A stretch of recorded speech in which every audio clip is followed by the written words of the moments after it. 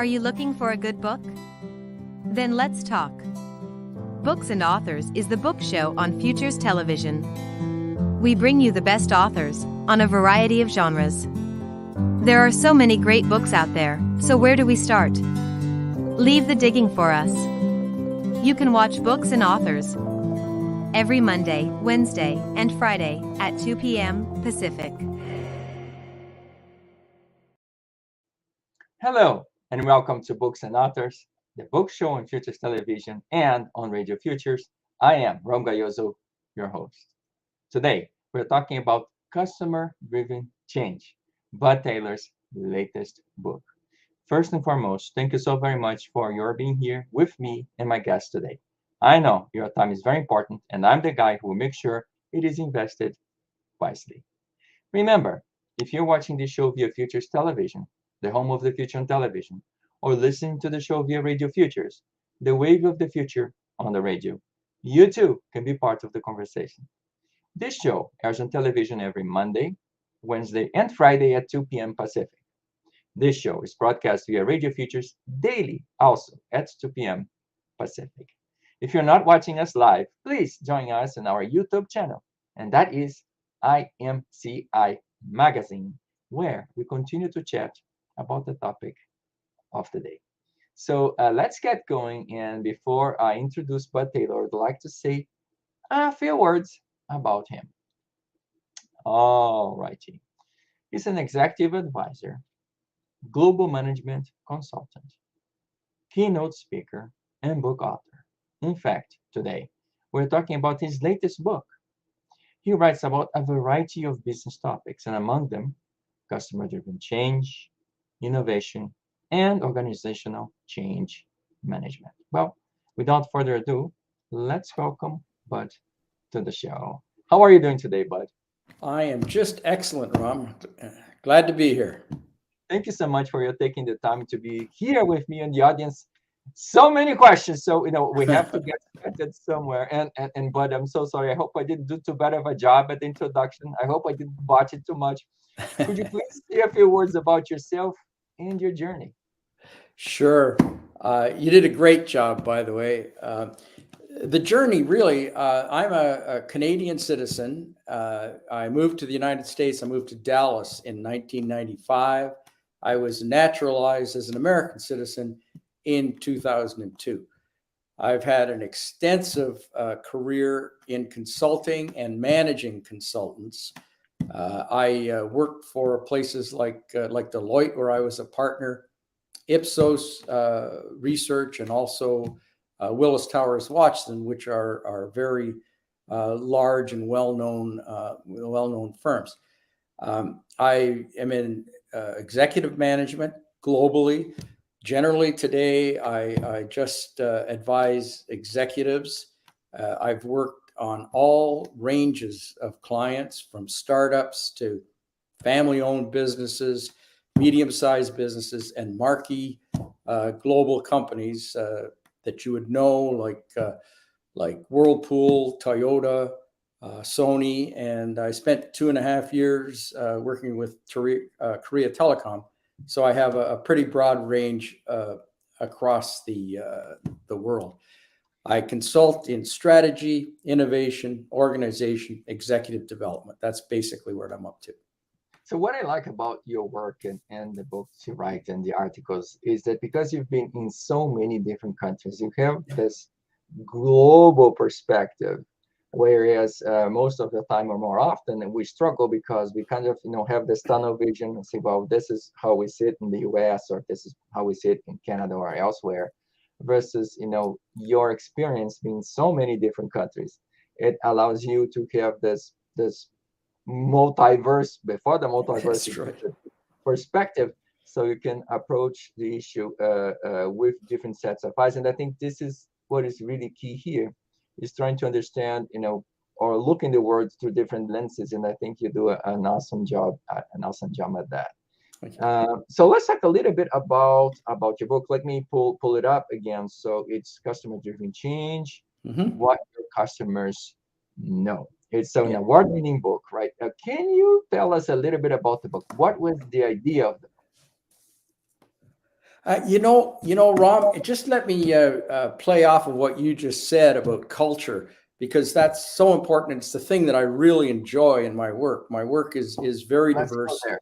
Let's go Pardon there. me? Just Let's just go there. one comment, because it is culture. As you move around the world, things change on you, and the methods, procedures that you use, the tools that you use in the Western world don't apply. I know I spent 2.5 years working on innovation, building innovation capability at Korea Telecom, and one of our big issues was we had to back off our theories, our hypotheses, our tools, so that they could be interpreted into the Korean context, which is, of course, very hierarchical and deferential, quite different from ours. So I just want to make that point. It's one of the things I very much enjoy in my work.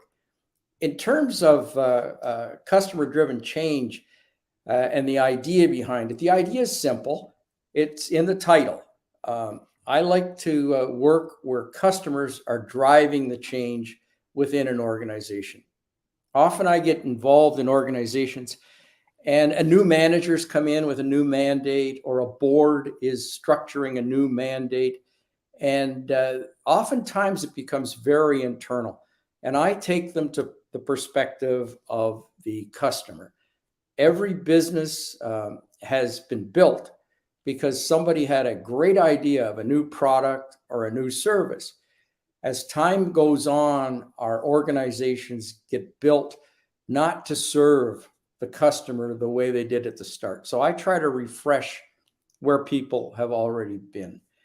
I found it really quite interesting that there are techniques that anybody can use, simple techniques any manager can use to find out what their customer is doing. It often amazes me that they don't. For example, one of the simplest things you can do is to call your own organization, call your own office, see how difficult it is to get to you. I always smile when I hear the phrase from a call center, "Your call is very important to us." Well, if it's so important to you, then why aren't you answering the phone, right? So try to find out from the outside. Other things that we can teach people to do, very simple customer experience mapping. When someone comes into your retail facility or comes into your factory, what are the interfaces they hit? How are those interfaces being handled, not only rationally, but emotionally as well? Do people feel connected? And then you get, of course, to more deep things like customer research.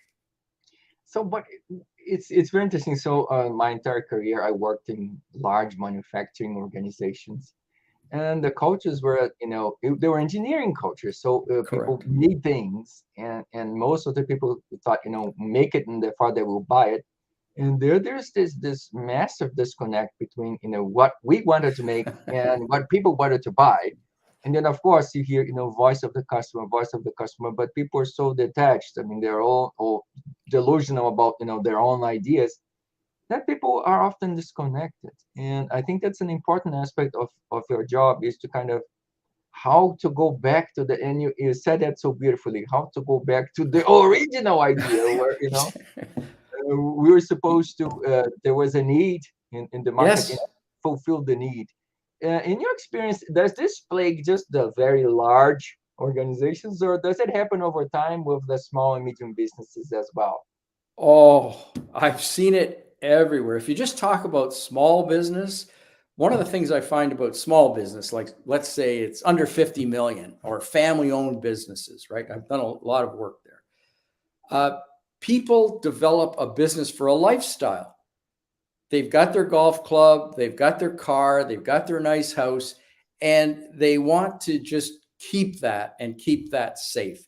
And they just forget where their customer is. They constantly make efficiency improvements so that money falls to the bottom line and goes to their golf club membership. So even in small businesses, this is a problem. I think in bigger businesses, it's a bigger problem. So perhaps it's this idea of comfort, and we're not so willing. I mean, once we get comfy, We're not so willing to take risks anymore. We don't want any kind of change. We just want the things to be the way they are, so that we can go, to the country club or to the golf club, or buy the blue label as opposed to the red label. That's And, right. and we don't want any change really. Is this basically the idea? We don't really want any change. We want to keep doing what you hear this. A winning team, you don't touch, you don't change, but then customers move out, and we get disconnected. Is this what's going on here? Well, I do take teams through a model that I use. There are four forces at work in change. There are two forces that hold us where we are, that keep the status quo. And those forces are your core competence, things that you do well, and their orthodoxies. And those are the rules that you create to be successful. The things that pull us into the future are trends, the world is changing, and customer insights. Your customers now want different things, and those things are pushing you into the future, whereas the other are always pulling you into the past.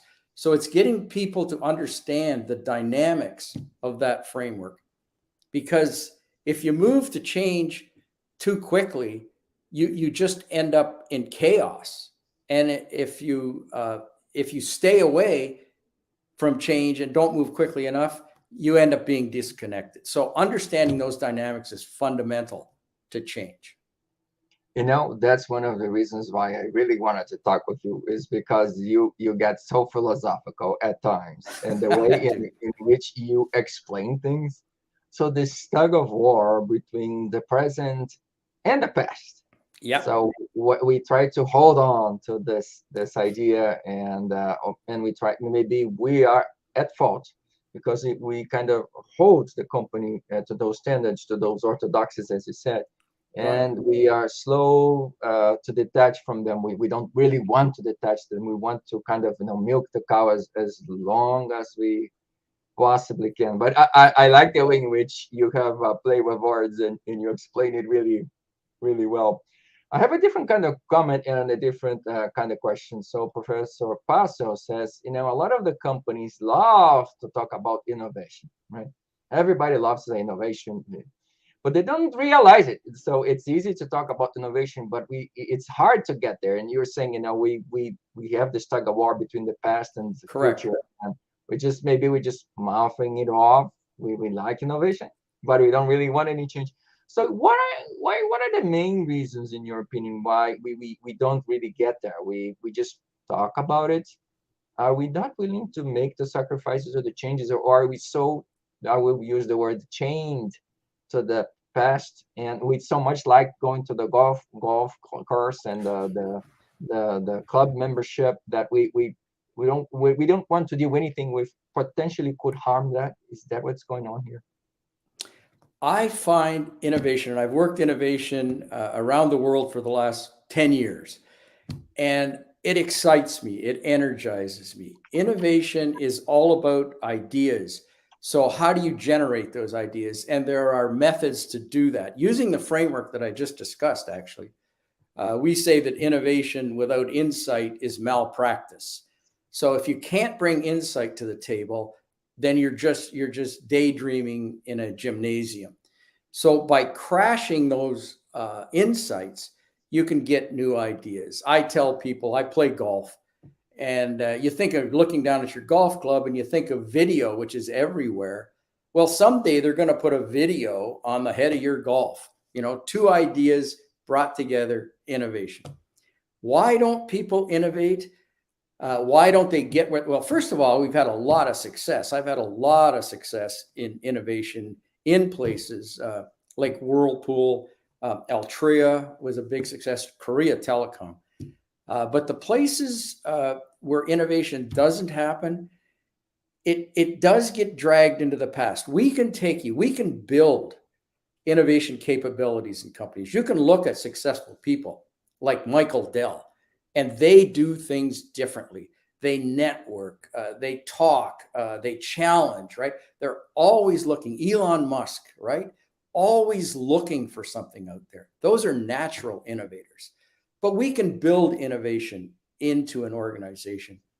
What happens is that sometimes these great innovations just get shut down by the past.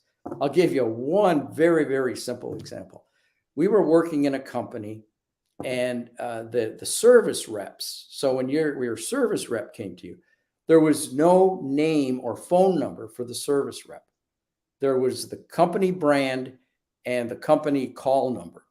And the idea was that they were trying to promote the brand. Well, I actually told the chairman of the board, if there's one thing I'm going to do is I'm going to get people's names on their cards. I never did it. The CEO in a public meeting said that he would not accept it because he was supportive to the brand image that his brand marketing VP was setting out, and he would not get off that spot. So there comes times when very simple things get overtaken by the past. Okay, so let's continue a little bit more on your journey. So the customer-driven change proper. Why did you become so passionate about that? What drove you? Well, as a consultant, customers are always there, and you always think you know about customers, but I found out I didn't.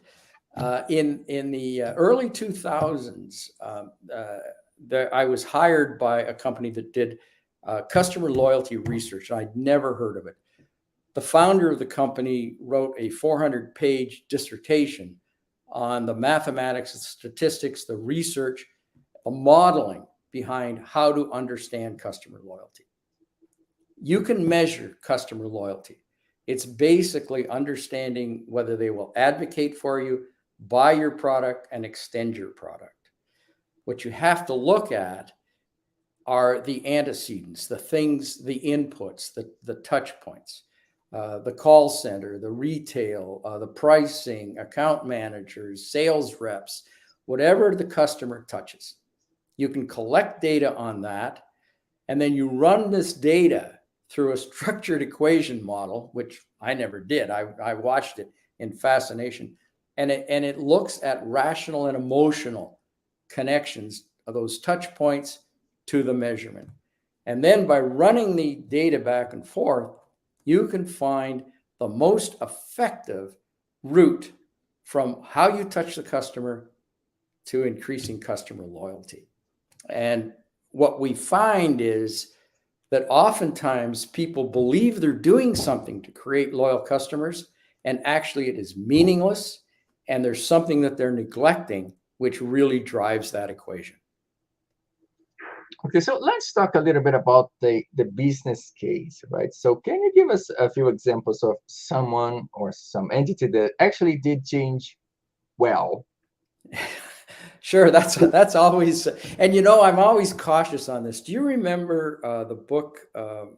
Oh man, I can't remember the book. It was so famous because he cited all of these cases, and 5 years later, all those cases, they're all gone, right? Who did change well? Blockbuster did change very well.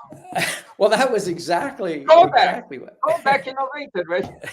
It's exactly what happened. So I'm always somewhat reluctant. So I look for a track record. Oh, can't remember what that book was. But I look at Starbucks. I'm not a Starbucks fan. I don't pay $8 for my coffee. I drink black coffee. That's all I do. But when you look at Starbucks, their starting point was a comfortable place to meet between home and office. Okay. It still states that, but it is anything but that. I was in Denver, 15 years ago, and this guy driving us to the client site said, "Oh, I got to stop for a Starbucks." And I thought, "Oh my God, we got to go in a line, blah, blah, blah." He went to a drive-through, and I thought, this will ruin Starbucks, right? Like that, this is not Starbucks. This is not their core competence. Didn't work. About 5 years ago, I was in outside Minneapolis working for a big company. And we met the team in the foyer, and somebody said, "Oh, I got to get Starbucks before we get to work." And I thought, "Oh my God, get into the lineup." Blah, blah. She put it in her app, and we drove to the store, and she picked it up. So I keep thinking, this is ridiculous. Like Starbucks is not that place where people used to go for 4 hours and get a cup of coffee and work on their computer. Starbucks is not what it even promotes itself to be. An amazing story. I think too, very quickly, of places like Southwest Airlines, who put in operational efficiencies to free up the interface with the customer. They've continued with that. Places that didn't do well, you mentioned, like Nokia's phone, Symbian. They never got the Symbian software developed. It got bought by Microsoft. Kodak, you mentioned, and you also mentioned Blockbuster. I'm happy to congratulate Elon Musk and Tesla. He's a research guy. He's an innovation person. He's ideas, right? And he created this electric vehicle, but couldn't get it out of the shop. They had to completely change how they meant and get people who actually knew how to produce things. So I give Elon Musk and Tesla a star for that one. Yes, actually, I watched a documentary the other day about the last standing Blockbuster store. And it was very interesting, but I kind of go back now that to your point in terms of how we cling to the past, right? Yeah. So it's this, and of course it's pure nostalgia, right? So we look at those things and Well, I mean, take Blockbuster, for example. I was in Dallas. I worked at Blockbuster, I guess in the late 90s, which is probably the time that I was working with them. And I ran into one of their executives one day, and he just said, "Bud, we see the train coming down the track. We can't get off the track." Blockbuster was building a big film distribution center in Plano at that time. But Blockbuster's strategy was not selling movies to customers. Blockbuster took the McDonald's strategy of being a realtor, and Blockbuster owned some of the most precious property in this country. And as a realtor, it couldn't get away from that fast enough. And eventually it got eaten up. So sometimes it's more than nostalgia. I worked, as I said, I worked for Altria, the cigarette company here, and I work in packaging. And there's amazing things that go on in packaging and packaging innovation. The problem with Altria is they have to have a box exactly this size to fit in the racks in every convenience store in this country. So sometimes you just can't change. Yeah, it's very difficult. Okay. Okay. Let's change subjects a little bit. Okay. So you wrote a new article titled Organizational Transformation. So you just gave me several examples there. Does it ever happen? I am so glad you asked that question, and I'm kind of disappointed in an answer because it's becoming more and more difficult. We hear things like 70% of change fails. I'm not so sure that's true. We hear that 2/3 of people aren't engaged at their work. Now we're hearing 50% of people have quietly quit. How do you make change in an environment like that? And then I thought back to when I started in this business, and we seem to do change. We seem to get change done, major changes. I think I write in the article, I'm Canadian. I worked in the Canadian federal government at a point in time, and we completely changed the language requirements in federal employees. That was done under Pierre Elliott Trudeau, the father of the current Prime Minister of Canada. But it was structured from the top down. Managers took charge of that and got it done. I don't think that. Can we talk a little bit about that? Because I remember this, but this was, and people talk about very nonchalantly, but this was a major undertaking. I mean, talking about reproducing whatever was done in two different languages and getting it pushed through the bureaucracy in a country. I mean, that goes for the same the continental dimensions of as the U.S. is from Vancouver to Montreal up all the way to the Arctic Circle. It's unbelievable. Well, number one, you did have large commitment. you had the prime minister who said, this is going to be done. They just passed an Official Languages Act. And then when they looked at the federal government was largely English speaking. The French speaking francophones were generally in clerical and administrative support jobs. So you had the English structure, right? And all business in the government generally, except for parts of Quebec, in some parts of Quebec, was done in English. We took all 350 positions in the government and assigned a language requirement to that. So reading, writing, listening, speaking, right? You had to have a level to be in your job. Sometimes it was just minimum. Sometimes it was a lot.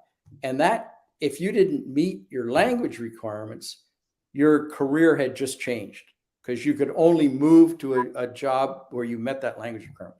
And that opened the government up to new employees, to a new culture. The total culture was changed. There was a lot of resistance. And that's the one thing I see today. People are afraid to make employees uncomfortable. We now live in a bubble, and we're bubble wrapped inside that bubble, right? So that at that time, the human cost was recognized, but the managers very definitely took their responsibility, followed that plan, and it got done. It changed the government, and it changed Canada.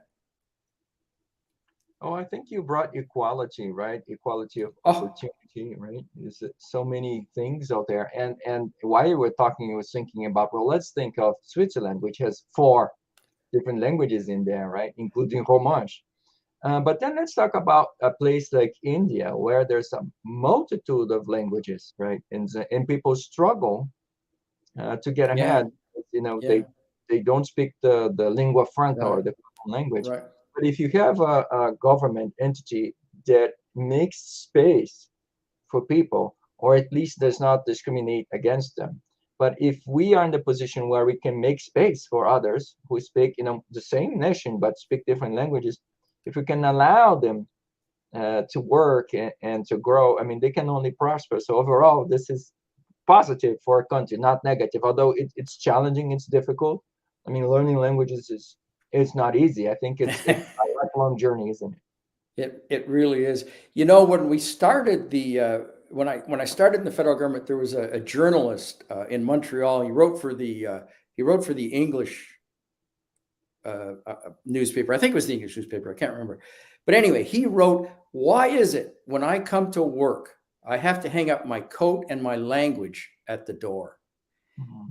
And that just affected me. Like, why is that? And when I see organizations today, I like the idea of equity and equality, diversity in organizations, because if people aren't working in their language or their culture, you don't have a complete person, right?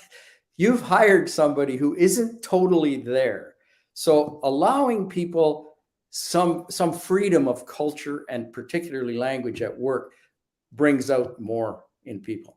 I worked with a lot of French Canadians, and I worked with a lot of Hispanics in the United States, other ethnic groups you can think of too. And in a strictly English situation, they look not very intelligent because they're working in a second language, right? And you put them in a completely different room. You take them to the room next door, and they're brilliant, right? And it's just a transformation that happens because the person can act as themselves at work. Yeah, you mentioned this, and this is so powerful. And here or at least in the West, we tend to think of someone who's smart, speaks 2 languages. Wow, I know. But when you talk about India, they speak 4, 5, 6 different languages, right? Absolutely. And they're not close to each other. No. They're not even derivatives of Sanskrit anymore. And so people have 5, 6 languages in which they can converse. And I think about that because you mentioned making someone, and I think it's a powerful image of the idea of hanging the coat and hanging the language and hanging the culture over there.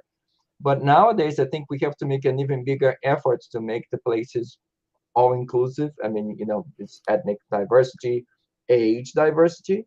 You have people who have a lot of experience that have a lot to contribute. We have people who are just entering the workforce and they have a lot to contribute as well. But also gender, sexual orientation, religion orientation. So the idea of embracing diversity can only accelerate transformation, not slow it down, isn't it? I think that's true, but I think it needs a balance. One of the things that worries me in this discussion these days is that managers have totally shifted to the employee side. And I see that managers aren't taking their responsibility. A manager can't be held accountable for engaging their people. They can be held accountable for creating the conditions where people can get engaged. We all know that organizations work better when people find themselves at work. Managers can create the conditions of respect and inclusion and just work processes. But people also have to give of themselves. They have to say, I'm not going to quiet quit. I'm going to work and I'm going to find some value in what I'm doing. I always ask people, why do you go to work? Do you go to work for a paycheck or do you go to work for a career? And there's different answers to that.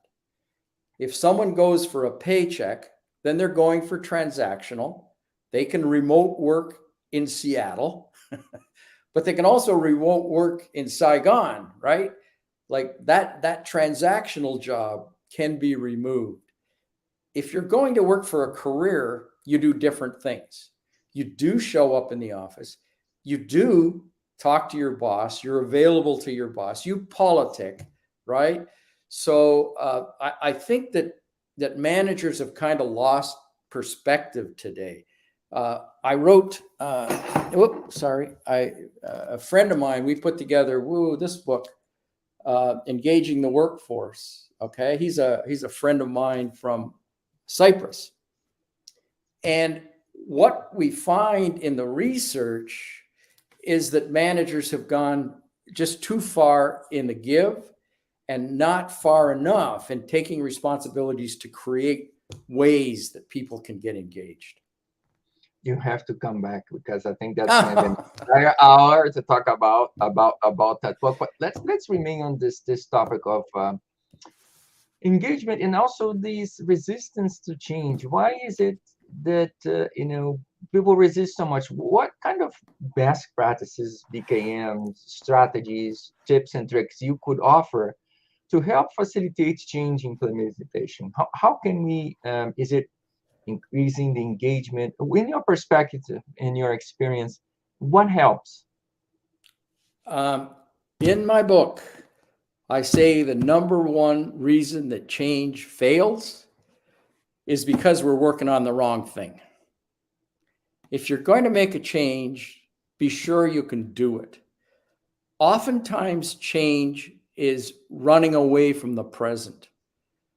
We can't do what we're supposed to be doing, so we're going to change to some new vision, right? If you can't get your current working, it's hard to believe you're going to create something new. So my first plea is to make sure you can do what you say you're going to do, okay?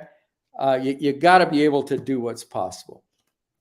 Everybody talks about executive commitment. The biggest factor of the success of change is that executives were committed. Well, Pierre Trudeau was committed to his change and provided resources to get it done. Oftentimes, managers are accused of not being committed. I always ask, what did you do to make sure your manager was committed? Did you talk to them? Did you get on their agenda? Did you go to their strategic retreat? Did you provide them the information they needed? And oftentimes we don't. We just actually were afraid to go into the manager's office. I've never found a manager yet who denied success. So if your change is successful, the first person to be there is going to be the manager, the sponsor. But you have a responsibility to involve them. And So when let me interrupt you for a second. Sure. And I think so. You hit a different chord in there, but talking truth to power, we're not really Yeah. willing. And this week we had some major event, right? So President Xi Jinping was confirmed for his third term as leader of China, and there was a council of elders. And one of the observations made is none of them were willing to talk, truth to power. That no one was willing to dissent or even have the slight perception that they dissent. The former leader of China was walked out of the stage, right? So probably he wasn't going along with the story, right? Right. So how, I mean, even in the highest echelons of someone running, a powerful country, that's difficult. So how can we influence or engage people so that they do become that person that speaks truth to power? This is so important, so critical to the success of companies, countries, you name it, projects.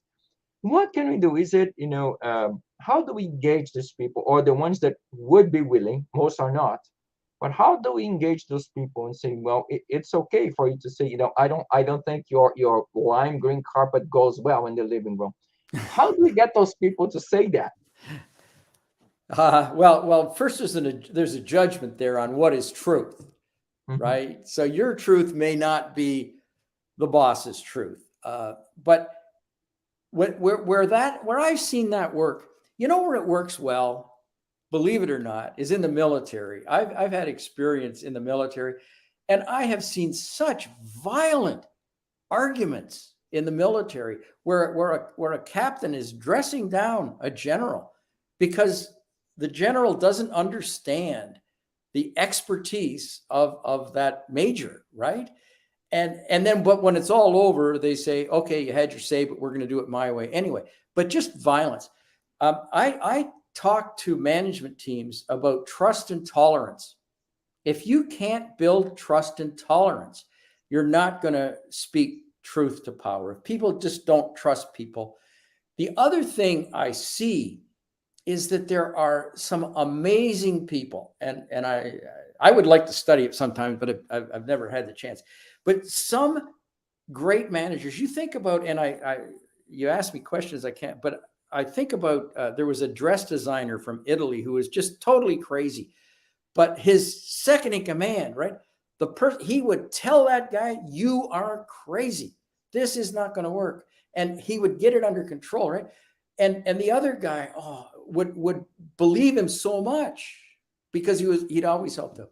I've seen managers like that. They'll have a consigliere, right? Who they can go to their office, and behind closed doors, the person will say, you are wrong, right? And it's respected somehow.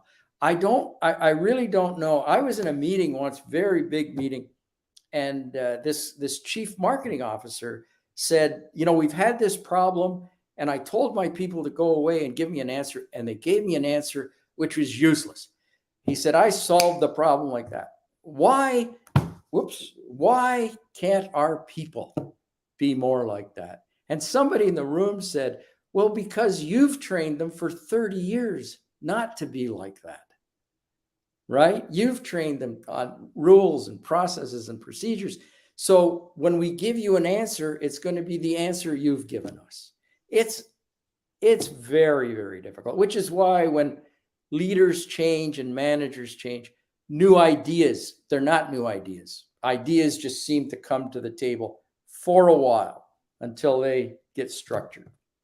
Yeah, I'll share some war stories. So at one point I had to give, I'm an economist, and I had a different projection than the party line was dictating. Yeah. And, the voice of dissent, and, the manager, the director, the vice president, the senior vice president said, are you sure about what you're saying? Are you really, really sure about, you're going to get grilled. You have to talk to the most senior person. And when I went on a call with her, she asked me basically two questions. She said, is this just an opinion or is this output of your research? I said, it's the Right. output of the research. It was a mathematical model. She asked me a few questions about the model. I said, okay, fine. Go ahead and say it. People Wonderful. are so intimidated, and the most senior person said, voice of dissent, I will hear you. Is it just an opinion or was it fact-based? Did you actually do an analysis? And she just want to make sure that I actually did my homework.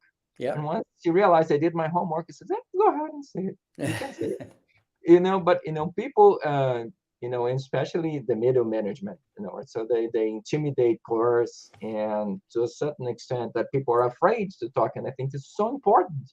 Then we come out, and if you have a different view, say it, I think we say that. It goes back to the innovation question. If you have an idea, tell me. Ideas from everywhere, from everyone, right? Well, if you're going to prophesy that, you have to live it. So particularly in public, if someone says something that you don't agree with, you have to be trained, and managers have to be trained to listen and to ask before they advocate, right? That's the old advocacy, listening kind of model. And I see managers do that all the time. They'll start a meeting by saying, this is a safe place. Anybody can say what you want. If you have a new idea, we'd love to hear it until you say it, right? And all of a sudden, I go to places and they hire a brand new VP of revenue or whatever it happens to be. Because we need some new blood here. We need some new ideas. 6 months later, they're gone, So it's a tolerance thing. And we are impatient in the West. I think when you get to Asian cultures, they see time differently than we do. We see time as sequence. In Asia, you see it as a cycle, right? You're not the first person to have this problem. You won't be the last person to have this problem. We'll get around to it when our relationship gets around to it, right? In the Western culture, it's much more harsh than that way. Of course, in the Asian culture, they listen, they just won't act. So yeah, it's all different. I had one such incident where two very senior people were arguing, and it was the person who was leading the team in Japan. And then the director started barking at this guy. And the guy just stood up and said, hi. And then when the meeting was over, she turned to all of us and said, see, this is how you do business. And then in private, I told my director, he's not going to do anything with what you said. So that's my ex was from Japan. So I knew that hi in Japan only means I hear you. Yeah. He never once said yes. He said, I hear you. He said, but the Pasha says, hi. I hear you. And then she looked at me and said, you're crazy. He's going to do exactly as I say. But he didn't. It's hard to speak truth to power.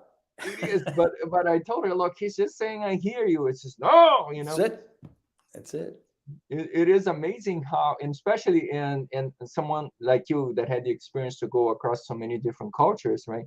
I think that's part of the learning how to engage people is that, saying certain things a certain way or saying things in private as opposed to in public, or, if you really mean it, if you really want to welcome change, actually preach what you do, but do what you preach.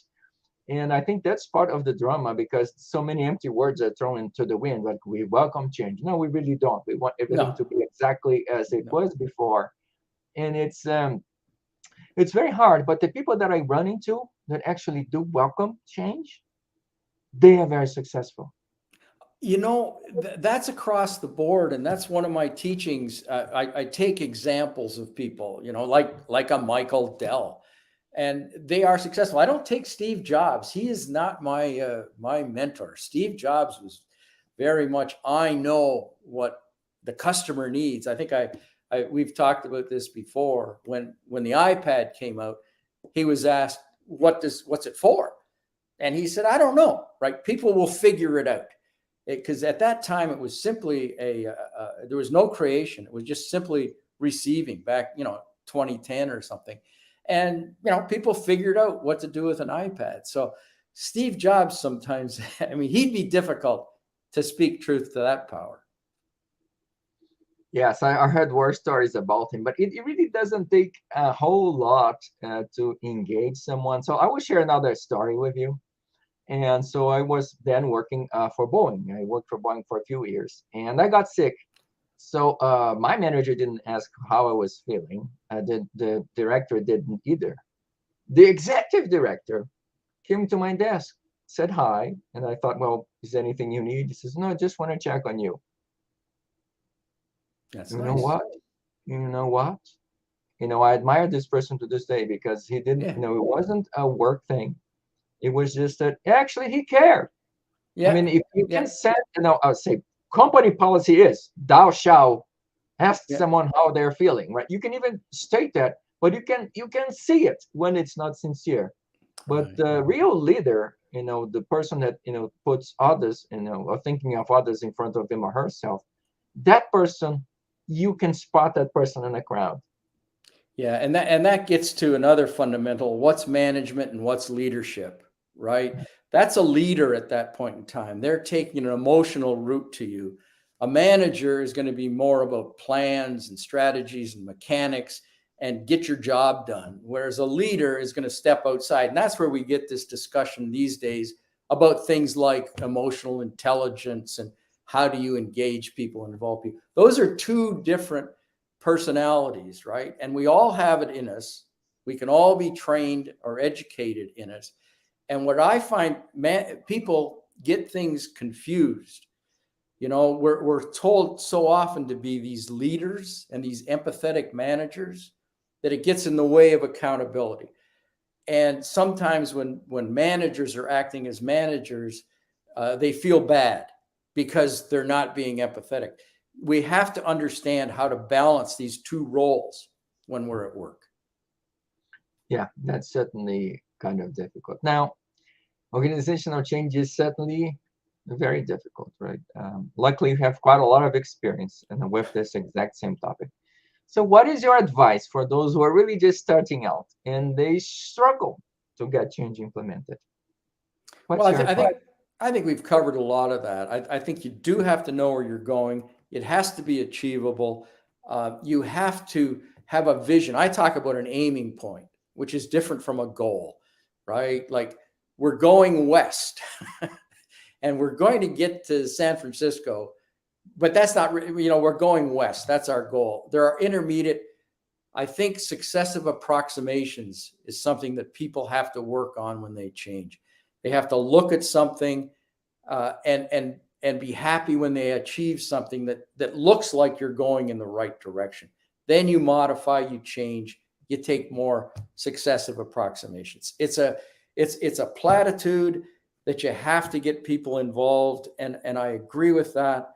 But don't. I beg managers, don't go too far in your considerations of empathy and human cost. If you're actually going to implement something, people have a responsibility to get on your side too. One of the things that I've found is when people resist, they'll often say it's because they don't accept the change. And they'll often use the customer. This change isn't good for our customer. And actually what they're saying is, this change isn't good for me. I see that my job's going to change. I might lose my job. So just watch that. People will use the customer as a scapegoat here. Yeah, they certainly do. They use the customer or the voice of the customer, whatever they think the voice of the customer really is. And I had a very interesting manager at Boeing, and one of the advices he gave me is, you have to basically innovate yourself out of your own job. Yeah, exactly. Exactly. And I thought, oh my gosh, yeah. He says, don't get too comfy. Go ahead, make changes, and you know what? The next opportunity will appear, and the one after that, and then the next one will be very different from the one you are in today, and completely different from the one you had yesterday. But he said that's the way of moving, is keep innovating, keep changing, keep adapting, so that you don't become one of the dinosaurs, right? we say change doesn't happen, but look at the Dow 30 in 1960 and look at it today. If you think changes don't happen, my one last thing on customer-driven change, be careful about that too, because I was working for an electrical parts distribution company, and they got a new president, and he was going to be all about the customer. So he called me, and he was going to be all about the customer. And one of the things he did was go out to the customers to find out what they wanted. But he changed delivery, his trucks going out. So he committed to twice daily delivery, not just once in the morning.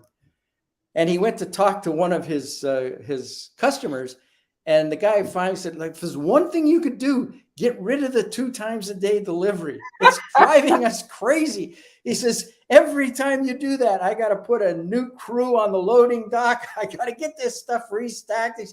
I can wait till tomorrow. So even when you're trying to help your customer, be sure that your customer thinks it's help. Okay, well, I couldn't possibly let you go without asking you to recommend a good book. What are you reading? First of all, I don't read much management material anymore. I find that a lot of it is just a rehash of narratives that I already know. But I do read some, so I won't leave you there. I'd read a lot of history and biographies, because they kind of show me what people were doing. So I find that very insightful. Oh, let's go there. Tell me your favorite biography. Oh, God. I asked you to choose a favorite child, isn't it? No. There's no question, okay, but it's probably not going to. It's not going to help the interview. It's Grant's autobiography, General Ulysses S. Grant. Unbelievable biography. He was I don't want to get into politics here, but I think he was an unbelievable person for the time. His biography is wonderful. So. But it's not a man. In terms of management, I tend to read data-driven kind of things. Back to your point, is that your opinion, or is there data? And I like data. I like to form my opinions based on data. And 3 things that I'm looking at I read Steven Pinker's Rationality, which is always good. It's amazing the mistakes people make because they assume some probability or something, right? So he takes a walk down that. It's a wonderful, wonderful book. I read Scott Galloway. I don't know if you know Scott Galloway, but he's written a book called Adrift.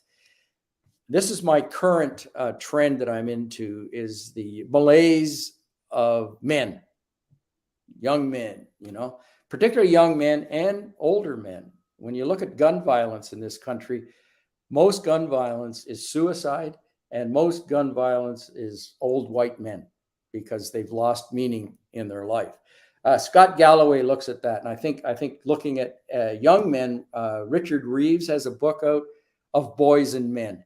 So this is a whole new trend. There's so much, and it's not an anti-trend politically. It's difficult taking hold, because it sounds like it's anti the hashtag Me Too type movements, which it is not. It's just saying that there are disturbing trends showing up in young men. So I like data like that to understand what trends are in society, because societal trends eventually hit business. Okay, I just have one technical question for you. Authorized autobiography or non-authorized autobiography? Which one would you pick? Authorized or non? Or non-authorized biographies. I'm not sure I understand that question. So some biography books are authorized, right? Condoned, authorized, and others are not authorized because maybe they expose. Which one would you pick? Unfortunately, I'd have to take the authorized. I'm just not much of an Entertainment Tonight kind of guy. I don't like a lot of speculation, and I learned that early in my career. I trust and verify. One of the first consulting jobs I ever had, I reported to the president that he had no strategy and nobody understood what the company was doing, and that there's no plan. It was totally hopeless, right? And he said to me, well, the people you talk to Have they read our strategic plan? Have they seen our quarterly results? Have they read this communication from me? And I said, no. So I don't really believe a lot of what people say until I've been caught severely making judgments without a fact in front of me. So I try to avoid that. Well, but thank you so very much for being here with me and the audience today. The conversation certainly can go on, but I'm afraid that's all the time we have for today. Well, that is great. A lot of new questions and a lot of new things to think about. I hope I've helped your audience. The world is a moving place, and you got to be part of it. And you certainly have to come back. So again, one more time, folks. Bud Taylor's Customer-Driven Change, what your customers know, and perhaps what they don't know, and what they don't know, and so on and so forth, right? So on and so forth.